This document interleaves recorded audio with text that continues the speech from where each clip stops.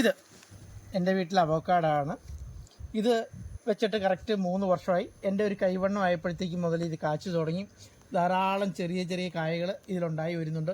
ഒരുപാട് പൂവുകൾ വിരിഞ്ഞു വരുന്നുണ്ട്. ഇത് അങ്ങോട്ട് നോക്കിയാൽ അറിയാം, നല്ല ചൂടുള്ള കാലാവസ്ഥയാണ് കേട്ടോ. തെക്കൻ വെയിൽ നന്നായിട്ട് അടിക്കുന്ന നല്ല ചൂടുള്ള കാലാവസ്ഥയിൽ തൊടുപുഴ എൻ്റെ വീട്ടിലുണ്ടായിരിക്കുന്ന അവോക്കാഡാണ്. എൻ്റെ വീട്ടിൽ ഈ ഒരു അവോക്കാഡോ മാത്രമല്ല, കേരളത്തിൽ കാസർഗോഡ് മുതൽ കോട്ടയം വരെയുള്ള വിവിധ ജില്ലകളിൽ വിവിധ വീടുകളിൽ കായ്ക്കുന്ന അവോക്കാഡോ ധാരാളമായിട്ടുണ്ട്. അപ്പോൾ ഇതിൽ ഏറ്റവും ആദ്യം ഇതാണ് കായ്ച്ചത്.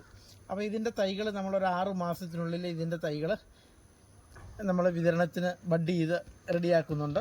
അപ്പോൾ കേരളത്തിലുള്ള എല്ലാവർക്കും ഇതിൻ്റെ തൈ നമ്മൾ കൊറിയറായിട്ട് അയക്കുന്നുണ്ട്.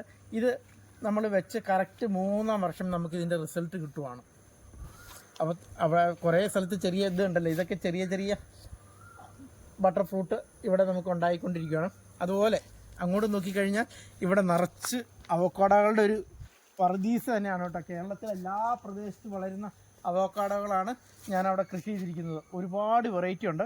അതിൽ ചൂട് സമയത്ത് കായ്ക്കുന്ന ഒരു വെറൈറ്റിയാണിത്. ഇത് ശരിക്കും വെട്ടുകല്ലാണ്. ഇവിടെ കുഴിക്കാൻ പറ്റാത്തതുകൊണ്ട് വീടിൻ്റെ മണ്ണെടുത്തപ്പോഴത്തേക്ക് ഇവിടെ വെട്ടുകല്ല് പ്രദേശമാണ്. ഞാൻ JCB കൊണ്ട് കുഴിയെടുത്താണ് ഇവിടെ ഈ അവോക്കാഡോ നട്ടത്. ഇത് കറക്റ്റ് 3-ാം വർഷം നമ്മുടെ ചൂടുള്ള സമയത്ത് ഇത് കായ്ച്ച് കിട്ടി എന്നുള്ളതാണ്. അപ്പോൾ ഇതാ നമ്മുടെ മദർ പ്ലാന്റ് ആണ്. ഇതിൽ നിന്നാണ് ഒരുപാട് വെറൈറ്റി ഉണ്ടെങ്കിൽ ഈ ആദ്യം കായ്ച്ച് ഇതിൽ നിന്നാണ് നമ്മൾ ആദ്യമായിട്ട് തൈ ഉണ്ടാക്കാൻ തുടങ്ങുന്നത്. അപ്പോൾ നമ്മുടെ ഫോൺ നമ്പർ ഇതിൽ കൊടുക്കുന്നുണ്ട്.